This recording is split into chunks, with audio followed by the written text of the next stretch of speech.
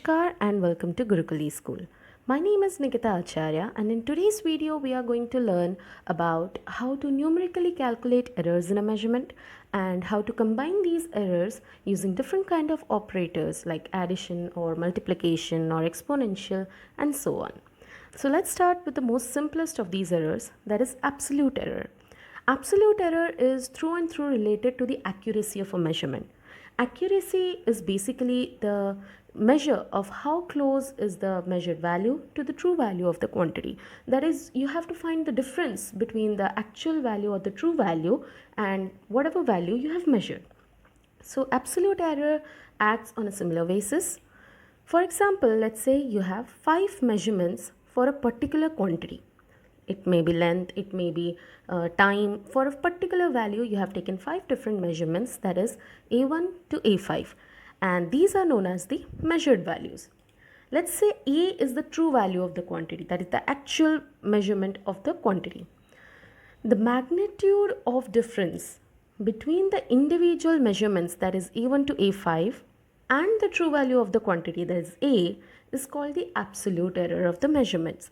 This means that if I want to find out the absolute error in measurement A1, I have to take the difference A1 minus A, that is difference between individual measurements and true value of quantity.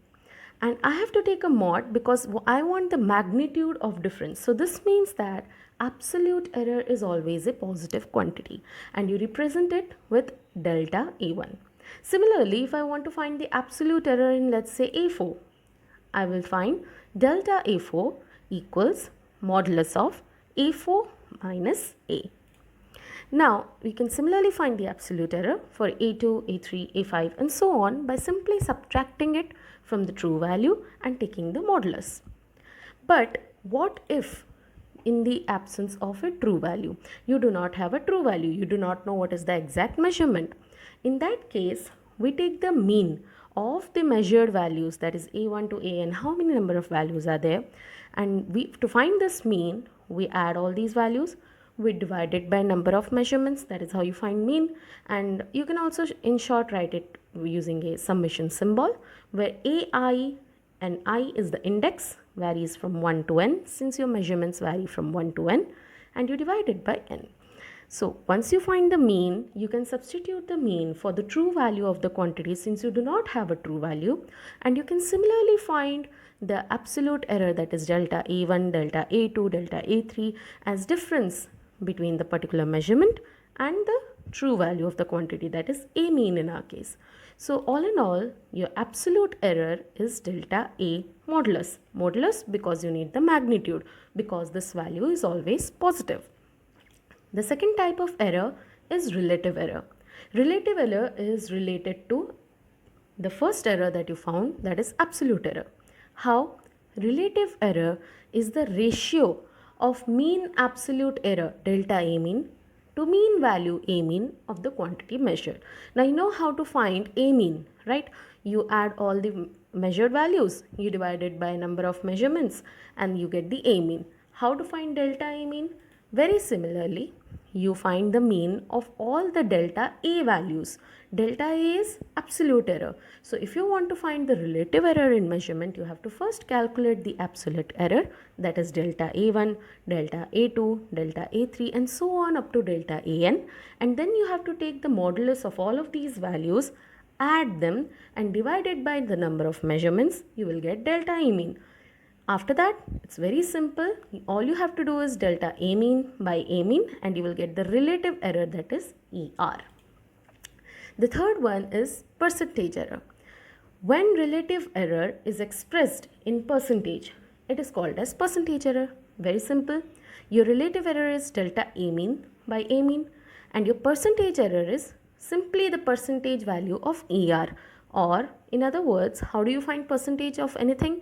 You simply multiply it by 100. You can also represent percentage error with this symbol. This is also known as a delta. So delta A is equal to delta A mean by A mean into 100. That is your percentage error. Let's look at an example to clarify ourselves better. I am taking the example 2.7 from the NCERT book.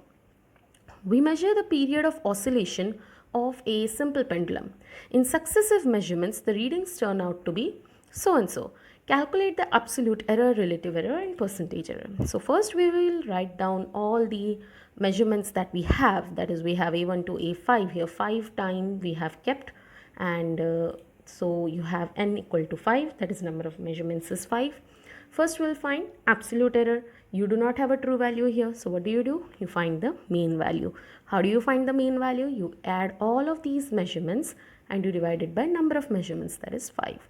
So your mean value comes out to be 2.62 seconds. Then you find the absolute error. How? You subtract the particular measurement from the mean value. And since you need only the positive values, you need the modulus, that is the magnitude. You have to take the positive values. See, 2.56 minus 2.62 is not a positive quantity, but since you have used a modulus here, it comes out to be 0.06. So here you have all the 5 absolute errors. Next one is relative errors. How do you find relative error? You find A mean, you find delta A mean. How do you find delta A mean? In the previous slide, we found all the delta A values. We are going to add them. We are going to divide it by number of observations, that is 5, and we'll get delta A mean. Simply divide delta A mean by A mean and you'll get relative error. Percentage error, multiply relative error by 100. So there you have it.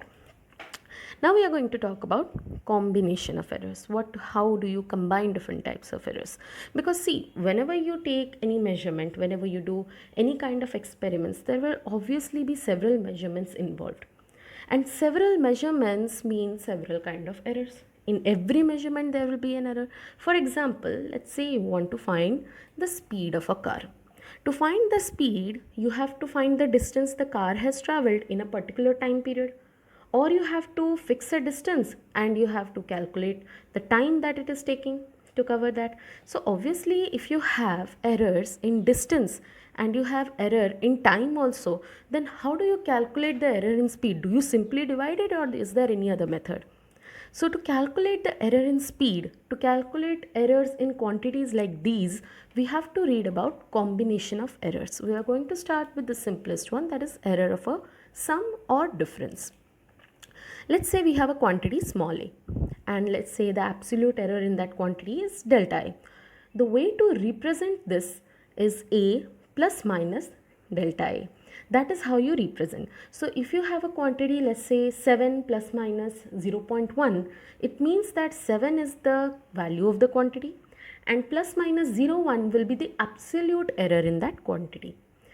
So let's say we have two quantities, capital A and capital B. The absolute errors in these quantities are delta A and delta B. So how are we going to write this? We will write it as delta A plus minus A, A plus minus delta A and B plus minus delta B. That is how you write it. Now, first we are going to see about addition. Let's say we have a quantity Z. Z equals A plus B. Since we are talking about addition, so now error in Z will be how much? Delta Z. Just like error in A is delta A, error in B is delta B, error in Z is delta Z. So all I'm going to do is substitute the values here in this equation. Z now becomes Z plus delta Z because delta Z is the absolute error. A becomes A plus minus delta A, B plus becomes B plus minus delta B, and so I have substituted it in the equation. Now if I remove the bracket, what will happen? I will have Z here, I will have A plus B here, delta A plus minus delta B here. A plus B is already equal to Z from here, right? So I can cancel that out on both sides. What will I be left with? Plus minus delta Z equals plus minus delta A plus minus delta B. And if I have to consider the maximum possible error, I have to take the plus quantities because plus is greater than minus, we all know that. So to consider the maximum possible error, I remove the negative sign from this equation and I am left with delta Z equal to delta A plus delta B. Similarly, let's see for difference. What happens in the case of a difference? Z equal to A minus B. Error in Z is again delta Z. And I am going to again substitute the values in this equation. I will get Z plus minus delta Z equal to A plus minus delta A minus B plus minus delta B. Now in this case, what is going to happen is, when you remove the bracket, again you will get a minus b and z here, so you can cancel that out. The only difference will be, since this is minus here, this symbol will turn into minus plus instead of plus minus. But when you consider the maximum possible error, again you will take the plus sign because you are considering the maximum value. So your equation will again come out to be delta z equal to delta a plus delta b. So what will be our rule or conclusion? When two quantities are added or subtracted, the absolute error in the final result, absolute error because you are calculating delta z, delta stands for absolute error, right? So the absolute error in the final result is the sum of absolute errors in the individual quantities, sum of absolute errors in the individual quantities. That is what we got. The second one is error of a product or quotient. Now z equal to ab, that is what we do in a case of a product. So I'm going to again substitute the values of z, a and b, and when you open the brackets this time, you will have four quantities: a into b plus minus b into delta a into delta b, and delta a into delta b. Now what happens here is, I'm going to divide this whole equation by z. Remember, z is equal to ab. So when I'm dividing this equation by z, on the left hand side I'm getting 1 plus minus delta z by z. When I'm dividing on the right hand side, instead of z, I'm dividing it by ab, since both of these quantities are equal. So I will get ab by ab, 1, b delta a by ab, delta a by a, delta b by b, and delta a delta b by ab. I have separated this. Now delta a and delta b are absolute errors. This means that these are very small quantities, right? So when you multiply two small quantities, you will get a quantity that is even smaller. So delta a into delta b will be a very small quantity. So I am going to ignore this. And secondly, I can cancel out 1 from both the sides. So what will I be left with? Delta z by z, delta a by a, delta b by b on the right hand side. And since I am considering maximum possible error, I will again consider only the positive signs. So delta z by z equals delta a by a plus delta b by b. Similarly, in the case of division, it's a little complicated. Let's see what happens. We will divide, we will substitute the values a plus minus delta a, b plus minus delta b. Now since b plus minus delta b is in the denominator, if I take this quantity to the numerator, this will have a power minus 1. That is what I have written here. I multiplied it and I have put a power minus 1. And now I am going to take a common from this and b common from this. If I take a common from here, I will have 1 plus minus delta a by a. Now if I take b common from here, the b that I have taken common will also have a power minus 1, which means that it is actually 1 by b, and 1 by b means I have divided it here. So a common from here, b common from here with a power of minus 1 becomes a by b.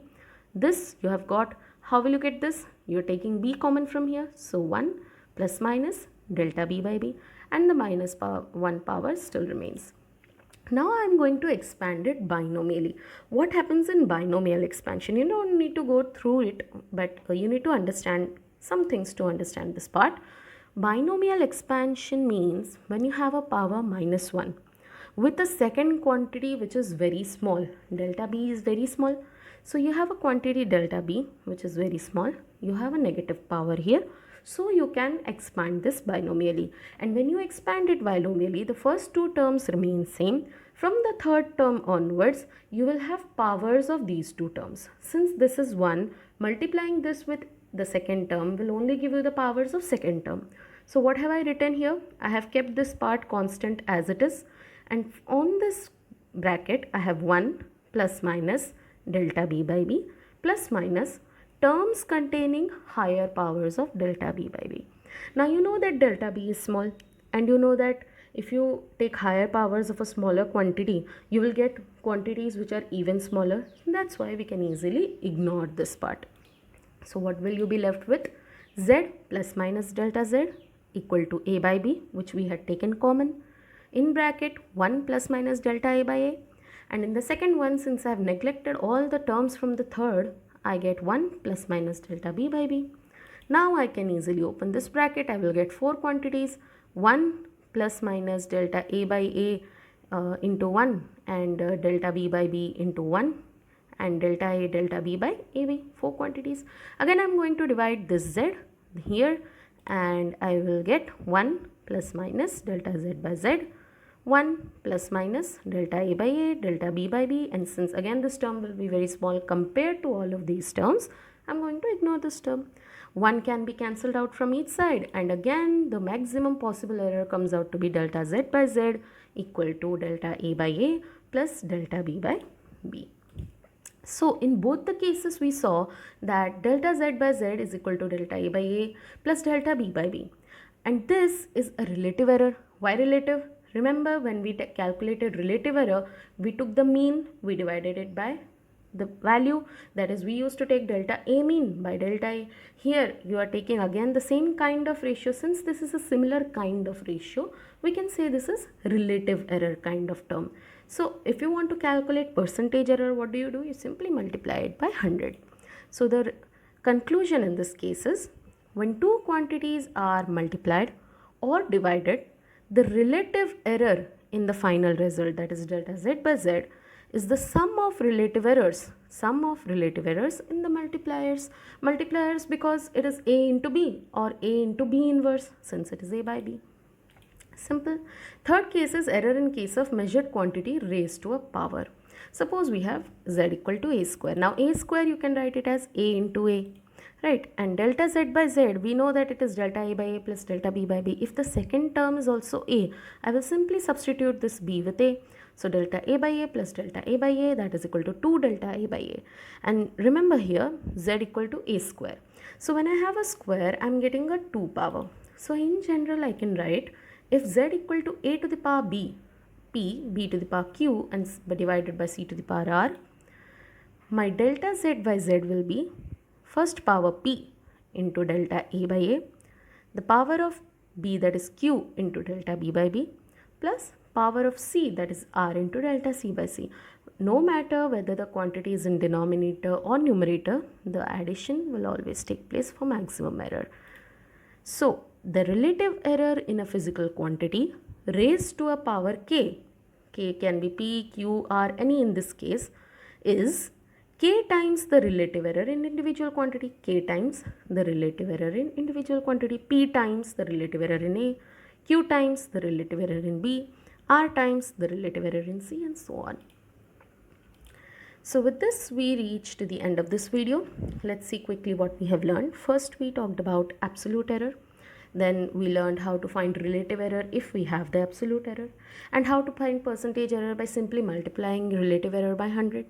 Then we saw how to find errors in sum and differences, in product and quotient, and also when we have the quantities raised to a power. This is all for today. In the next video, we'll learn about significant figures. Thank you.